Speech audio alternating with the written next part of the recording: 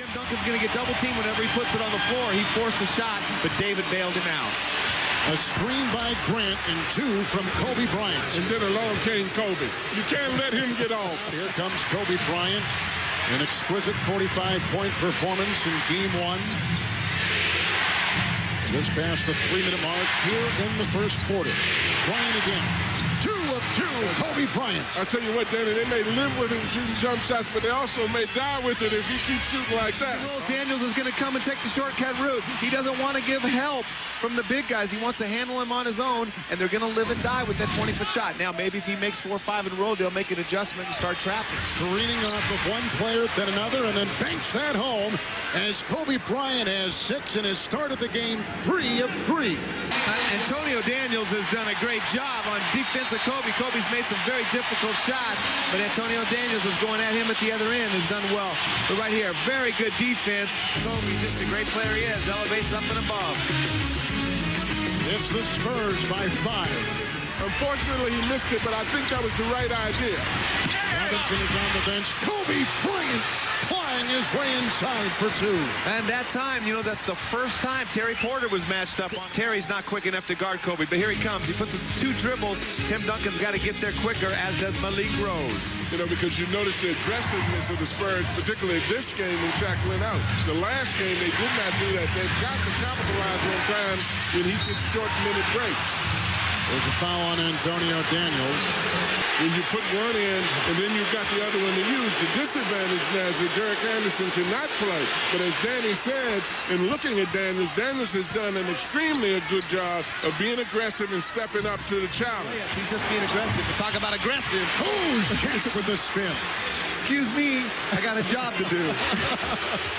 A great effort by David trying to keep that ball alive, and he gets back to cover Shaq. But a critical part right now is if they can stay out of foul trouble, the Twin Towers. Oh, Kobe Bryant with another jaw-dropping move at the other end. His first field goal since the 2:42 mark of the first quarter. Well, that looked like Saturday, what he just did. You got to put a stop to that real quick. Second foul called on Phil Jackson's point guard, Derek Fisher. Well, the difference between this and Saturday right here is he would have got to the basket and dunked it on the Twin Towers. Right there, he made a tough shot up and over them. Wow. We'll have it with 1:45 to play in the half. Floating, hang gliding, Kobe Bryant. And see, right there, Tim Duncan was in no man's land because he had Shaq right on his back trying to box him off the glass. He knew if he would have jumped at Kobe, Shaq would be dunking it. So, but again, another tough little in-between shot for Kobe. Now they had a tough time even getting the ball into Duncan the last 2 possessions. They got to do a better job. Kobe climbs up for 2 and brings the Lakers to within 5. And that's great defense right there. Kobe is making some very difficult shots over Anderson and the shot blockers. So a huge development. The Lakers have kept their poise. Bryant continues to score, and David Robinson, who they said earlier today was the key to San Antonio's success tonight, is on the bench. He just made 2 silly fouls that have cost him, but at the same time, you know, they've gained on the lead since he's been out of the game. Bryant to Shaq. Dropping the sledgehammer for 2. The 2-headed monster rearing their heads right there inside. Well, and that's the danger of letting Kobe penetrate. Once he penetrates, he's so dangerous up in the air that if you leave to go help, he'll drop it off and passes extremely well while in the air. Bryant gets it to trickle in, and now Kobe Bryant is put in 17. Terry Porter, 4 minutes to play in the third. The foul, it's off LA, shot clock at 9. But again, 9 seconds on the shot clock before Duncan gets the ball in the post. They've got to get the ball up the court and get the ball into his hands quicker on the clock because they're doing the double team. Another technical foul, and Jackson will be tossed.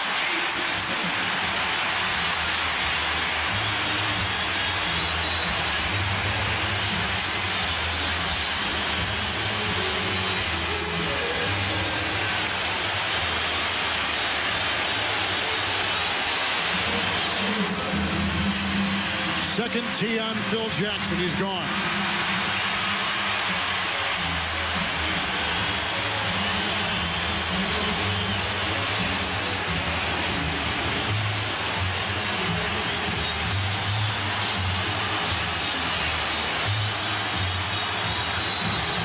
They'll be fine without Phil. Well, that's the thing. I always wonder why crowds get so happy about the coach being thrown out of the game, Danny. I would much rather see Shaq be thrown out or Kobe being thrown out. Yeah, he's not going to make any baskets, and they don't have to double team him. Plus, Tex Winter invented the triangle offense. Obviously,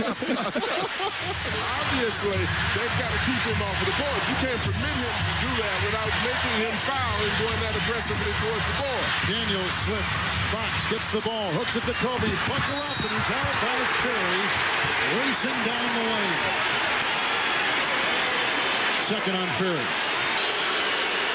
Kobe Bryant at the free throw line now. With Phil Jackson tossed, the coaching responsibilities fall on Jim Clemens, a one-time head coach with the Dallas Mavericks, but a long-time assistant with Jackson, not only in Los Angeles, but in Chicago. He also has Frank Hamlin on that sideline, who has been with Jackson in the same two places, Chicago and Los Angeles. Well, at this point, Clemens is really in the ear of the officials, too. If he doesn't watch out, he's going to have a technical called on him. Daniels to Bryant. Going inside. Robert Ory with the defense. Bryant shaking, faking, feeding outside. Good take by Fisher. Johnson hit a three. Right down the middle. Another big shot. I know we keep saying it, but Derek Fisher has played great in these first two games. Well, the first few minutes of this quarter is extremely important. It's extremely important for the Spurs. They've got to be aggressive. They can't be passive. The Lakers have the two best players on the floor in Kobe and Shaq in being able to go individually. Lakers by one. Kobe Bryant over Daniels. Right there it is, and Kobe Bryant now with 23. And a great little wrinkle. They throw the ball into Robert Ory as a post player, and this time they send Shaq down to set the pin down on Kobe. Gets the wide open jump shot.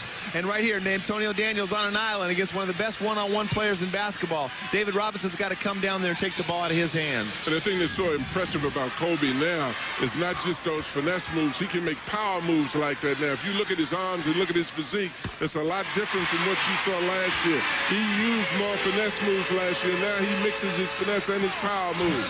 You see Fisher, you see Ory. Anytime you do something to Shaq or do something to Kobe, they make you pay for it. Shaq, the screen. Kobe trying to take off as he crossed the lane, and a San Antonio foul. This is definitely not a place for the meat. Any tough form of penetration at both ends of the floor, they're really laying it on you. Free throws tonight. Lakers are 9 of 16, and as David Robinson watches, his Spurs 23 of 25. So 9 points at the line for LA, 23 points at the line for San Antonio. Shot clock is at 7. Bryant, who's got 25 points, fires a pass inside to Shaq, counted for 2 and a foul.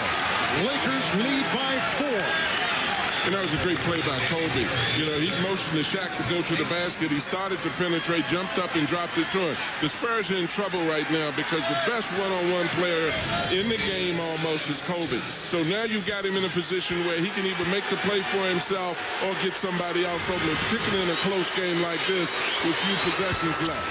When they're relying on that jump shot. They started early in the game to get a lot of penetration baskets, getting layups by forcing the Lakers out. But now the Spurs have basically stood in the shell.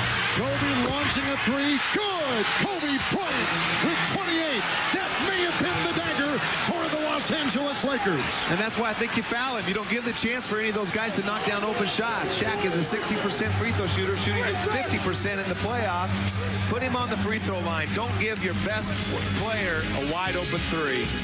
They will now go, if they lose, 0-4 in the playoffs, shooting below 36% from above the arc.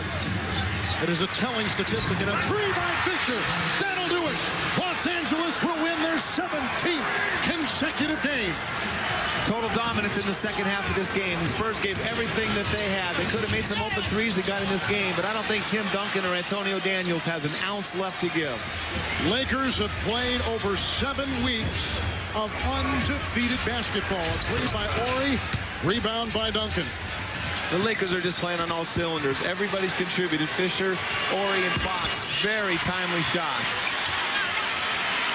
Tim Duncan finishes with 40 points, but that'll do it. And the Los Angeles Lakers, with a huge win, will take a 2-0 lead to Los Angeles for Game 3. As Shaq and his father embrace.